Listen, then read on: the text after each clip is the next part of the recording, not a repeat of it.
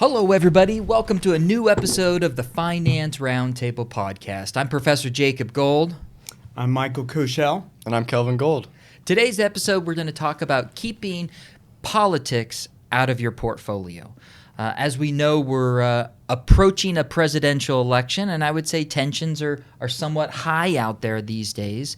And today we're going to talk about how politics can create strong emotions and biases, but investors would be wise to tune out a lot of the noise and to focus long term. When it comes to investing, do elections really matter? Well, an example of this is that if someone were to have taken $1,000 and invested it in the S&P 500 when FDR became president back in 1933, today they would have over $21 million in the S&P 500. And of course, during that time period, we had 7 Republican and 8 Democratic presidents. So history does show that the markets long term can appreciate whether there is a Democrat in the White House or a Republican. What's interesting, though, is during a presidential election year, net asset flows in money market accounts tend to increase by twice as much as the year after an election. Many individuals begin to get fearful of what could be around the corner if a candidate gets elected or doesn't get elected. But staying on the sidelines can be risky because what we've learned over the years is it's not so much about timing the market as it is having time in the markets. Any thoughts on that, Mike? A little bit. Yeah. As you mentioned earlier on, during the election years, there's so much noise out there. And for investors, it becomes confusing on what to pay attention to. And more often you tend to move away from the purpose of their goal or investing goals for the future because we get so caught up into that noise. So something that you alluded to was trying to stay focused on that purpose. I do find it much more difficult for those to do it during an election year just because the amount of social media, you get in your car, listen to the radio, it's nonstop news, data, information. But I think if you could hold on to your primary purpose, your own goals, and then let some of that news in, let a little bit of it. And if you can, and you have a professional that you work with, it's always good to get an objective opinion to be able to stay on track. That's a really good point because I think that instead of just pulling your money out of the markets, try to take a step back and say, is this in my best interest? And maybe you don't know if it is in your best interest given all of the moving parts, and that's a great time to reach out to your financial advisor, have that financial advisor who hopefully understands your situation to walk you through the possible outcomes of that decision. And most likely, I know you and I have been in this position. If someone calls us and they're nervous for one reason or the other, that's a good opportunity for us to hit the pause button and perhaps do some deep diving of figuring out, are they allocated appropriately based on their time horizon and risk tolerance? So if someone is nervous and they're thinking about getting out of the markets, maybe before pulling that trigger, you just reevaluate how you're allocated. And maybe just a few tweaks here or there can give you enough confidence to look more long term. But too many times people get afraid of their own shadow and they tend to stay on the sidelines, and then economic activity still continues to move on without them. An interesting statistic, over the last 20 election years, there have only been 2 years, 2000 and 2008, where in that calendar year we had negative returns in the overall markets. And in 2020 and in 2008, the year 2000 and 2008, both of those years, it was more driven by economic issues rather than political issues. But so history does show that historically, those election years, whether a Republican is elected or a Democrat is elected, more times than not, we have seen historically that the markets are up in that overall calendar year. I'm going to share with you all a slide. This comes from an investment firm by the name of First Trust. First Trust has a slide in one of their informationals that really shows how the markets have done under a Democratic president versus a Republican president. And what you'll see on this slide here is something that's very important.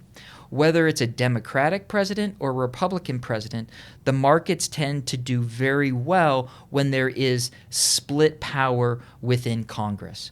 When one political party does not have control of the White House, the House, and the Senate.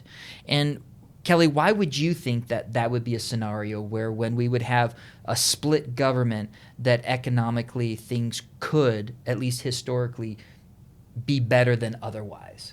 Diversification.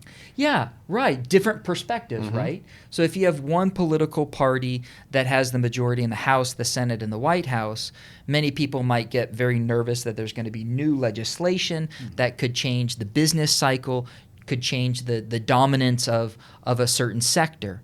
Whereas if there's checks and balances there, we recognize that it would have to be bipartisan to have something get passed. And knowing that bipartisan, the thought of bipartisan approach is not exactly something that is utilized quite much these days, we recognize that if we do have a balance of power, there perhaps will not be as many legislative bills. So then businesses can continue to focus on their business, their productivity, their bottom line. Instead, if they see that one political party is going to have vast amounts of power, they might be concerned that their overall market share might be threatened. And so therefore, maybe they pull back on some expenditures and maybe they increase how much they spend on lobbyists to protect their interests. And so we can see in this chart that having a split Congress is actually a good thing. We don't know just yet how November 5th is going to play out, but the whole purpose of this episode today is recognizing that instead of getting so caught up in the noise and making these assumptions that if this happens, this other thing will then happen, really what we should do is take a step back, look long term, and if nothing else, reevaluate our time horizon, our risk tolerance, and make tweaks on that level instead of making a drastic move and pulling money out of the market or being overly confident and going all in aggressively because of one candidate getting elected over another. That's really the main takeaway of this episode is to recognize that there are too many forces out there for us to control. But what we can control are our emotions, and we can control our own individual financial plan. So if you find yourself feeling uneasy leading up to this presidential election or for any other reason, that is the time to reach out to your financial advisor and ask him or her if they have some time to just walk you through your scenario just to make sure that you are focused on the most important things long term. Mike, anything to add to that? You know, I'll add one point. You Please. mentioned briefly about history and what it's shown during election years, and we tend to forget about that during the actual election year. There's so much noise, so much attention going on, but perhaps that would help investors to rethink all that they're hearing. But when you look at history, as you mentioned, the last 20 years during the election years, what has transpired? Maybe minimizing the amount of emotions and decision making and having some patience to move forward with that might make it easier. The other thought too is there's so much attention during that election year, but keep in mind that perhaps the following 12, 18, or 24 months thereafter, you have a little bit more insight of what kind of policies could come into play, which actually most likely could shift the markets one way or the other rather than just during that election year.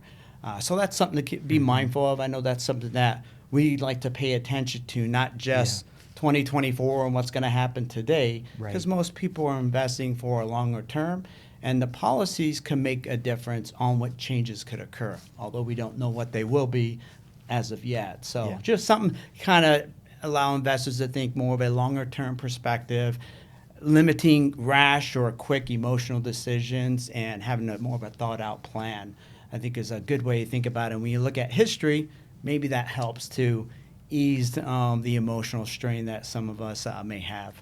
Really good point, Mike. That's really good. And we talk a lot about long-term investing. And for some people, they might think that they're going to be long-term investors until they retire. But in reality, you've got to have your money be working for you for as long as you're living and hopefully beyond. And so if someone's planning to retire in 10 years, in their mind, they might think, oh, I've got to be very conservative by the time I retire, when hopefully they're going to have 20 plus years in retirement. And so that time horizon is more like 30 plus years. So we have to keep that in mind, that your money always has to be working for you. And it's time in the market, not so much trying to time the market. Yeah. Kelly, any last words on your end? This year is actually the first year that I'm able to vote, because last year in 2020, I missed it by maybe 5 months. Okay. So there's a certain excitement about this election because I feel like I actually get to participate for once. But yeah, I feel like the noise is a little bit more, maybe because I'm more aware of it now that I'm going to be able to vote. But it's pretty interesting to see it unravel, and yeah, we'll really know where we're going on November 5th. Yeah. So Absolutely. we'll see. We'll see. And what we encourage people to just do is, no matter how they vote, that doesn't matter. It's to actually vote. So to get out and vote. So hopefully you found this episode to be entertaining as well as knowledgeable. We thank you for joining us this time, and stay tuned for future episodes in the future. Thank you, everybody. Thank you. Thank you for listening to Finance Roundtable. Make sure to check out our episodes at www.financeroundtablepodcast.com. We also encourage you to explore www.jacobgold.com to find articles, research, videos, and more from Jacob Gold and Associates, Inc. If you have a question for the show, please email Jacob at jacobgold.com. Jacob Gold and Michael Cochell are financial advisors offering securities and advisory services through Cetera Advisor Networks, LLC, doing insurance business in California as CFGAN Insurance Agency, LLC, member FINRA SIPC, a broker-dealer and registered investment advisor. Cetera is under separate ownership from any other named entity. Jacob's California insurance license 0E55425. Michael's California insurance license 0K90130. The views depicted in this material are for information purpose only and are not necessarily those of Cetera Advisor Network. They should not be considered specific advice or recommendations for any individual. Neither Cetera Advisor Networks nor any of its representative may give legal or tax advice.